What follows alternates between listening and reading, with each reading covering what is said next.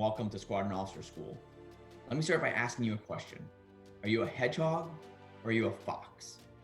I'll explain the difference in a moment, but here's a hint. The metaphor goes back to the times of ancient Greece. I'm Colonel Jason True, and given my affinity for esoteric Greek references, it isn't a surprise that I was given the call sign Toga during my first operational F-15 assignment. I've had multiple assignments in the F-15 and the T-6 before I came to Air University. I've been part of the Squadron Officer School team specifically for almost 2.5 years now. First as a squadron commander, fresh from getting my PhD, then as the dean, and now serving as the vice commandant. As you may have heard from your peers or supervisors, we've been busy reimagining our program since August of 2019, starting with a new mission and vision statement to enhance air and space-minded leaders primed to prevail in competitive environments. With that strategic aim as our guide, SOS faculty have been working tirelessly to gather ideas from other PME courses, but also from academia, from industry, and even from past students in order to make this course more effective, more relevant, and now more flexible in order to operate virtually. In fact, what we've done during the pandemic is not just move our course to an online environment. In other words, we didn't just simply take a step sideways. We moved diagonally. We used the friction of this challenging environment as a traction in order to do things not just differently, but better. The result is a new program that preserved the best of our previous curriculum, added new content based on our research into best practices for adult education, and rearranged the course into a more coherent flow. There are 3 phases in SOS, each build upon the other with leadership, then human-centered design, and then finally joint warfare. The first section will focus on leadership, the art of influence. This phase is designed to help you hone a deeper understanding of yourself, what makes you stronger, and then apply that same mindset of empathy and curiosity and awareness to your team, what makes us stronger together. This is the foundation for everything else you will do in the course, and I would argue it's the foundation for everything you will achieve in your career. After diving into how to build highly effective teams using foundational leadership principles, you'll move to the second phase, which is accelerating change and solving problems together.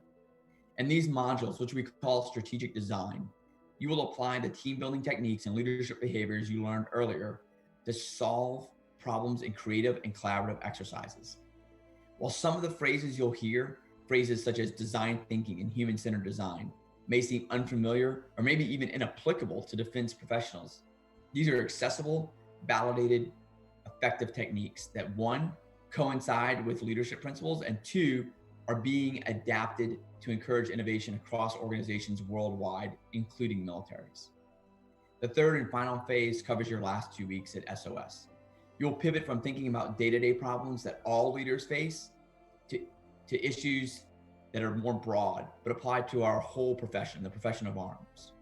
And if anything, our profession faces an increasingly volatile, uncertain, complex, and ambiguous operating environment, and one in which, as the National Defense Strategy reminds us, we have no right to win. Indeed, prevailing in this competitive environment is not just about winning battles at all. It is about realizing a continuing advantage in the context of joint, all-domain operations across a spectrum of activities that often exists somewhere between this false dichotomy of pure peace and formal war. And these conversations about gray zone warfare and great power competition, they may seem distant to some of you. It may seem irrelevant. Trust me, it is not. Whether you have realized it yet or not, the world we live in, the world you will work in as you continue your service to this nation, that world has changed, and we need a new paradigm. We must adapt a new way of thinking, or we will lose. Many of you are undoubtedly aware of this shift, but we need to share that awareness broadly across both the Air Force and the Space Force, regardless of your job. In other words, we need everyone to understand what it means to be air-minded and space-minded. And I'll give you a hint. Those terms probably mean more than what you think they mean. The real meaning is more broad, more relevant, and more important.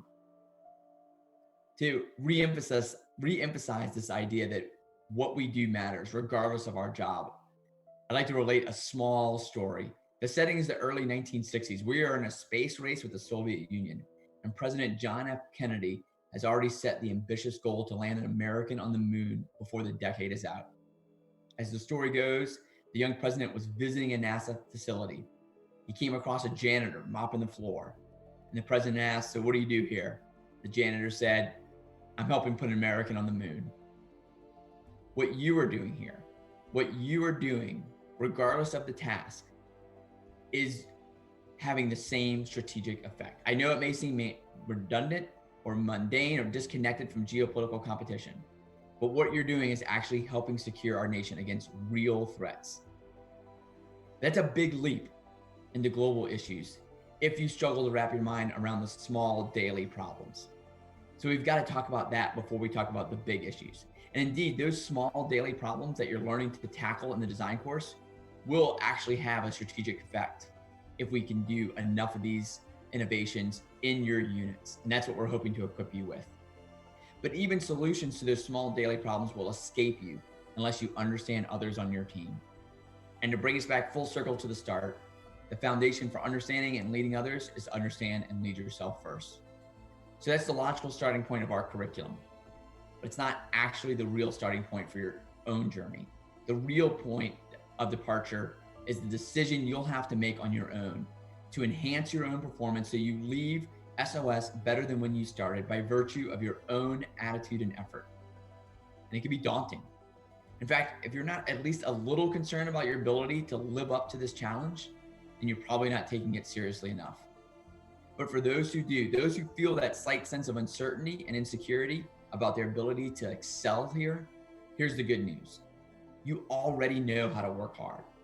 You are already well on your way to mastering whatever it is that you do in your daily life.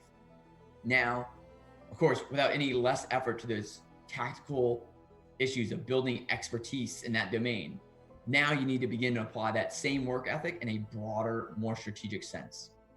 And this brings us back to my original question. Are you a hedgehog or a fox?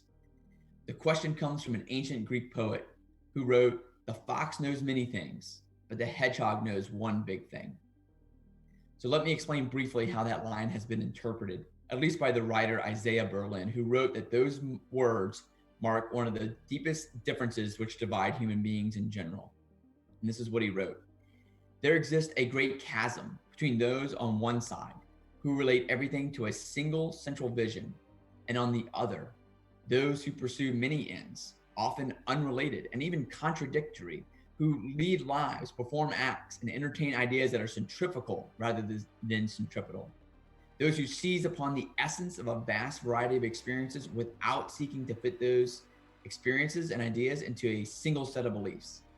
The first kind of intellectual personality belongs to the hedgehogs, the second to the foxes." So the answer to the opening question, at least for the vast majority of students that have ever come through SOS, is that you are a hedgehog. But we need you to start thinking more like a fox, to open your eyes and your mind to what else goes on in our services, and what else goes on in a world of joint all-domain operations.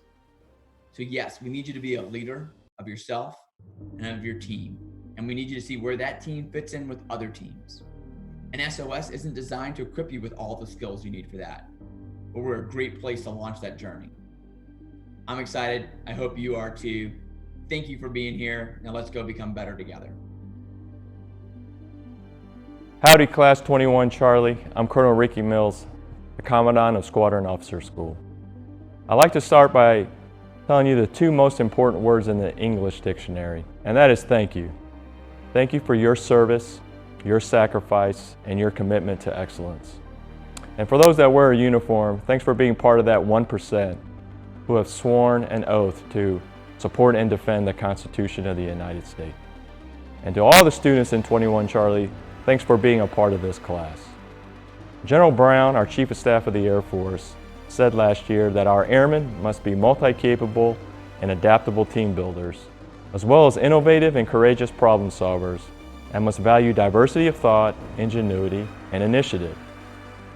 To meet the CSAF's intent, we at Squadron Officer School have completely redesigned the school experience. And here's how. We partnered with a highly sought-after Air Force Leader Development course for Squadron Command, also called LDC, to create a student experience centered on trust and meaningful connection. So in week 1, you will learn to know yourself in order to lead yourself. And in week 2, you will learn to know your team in order to lead your team.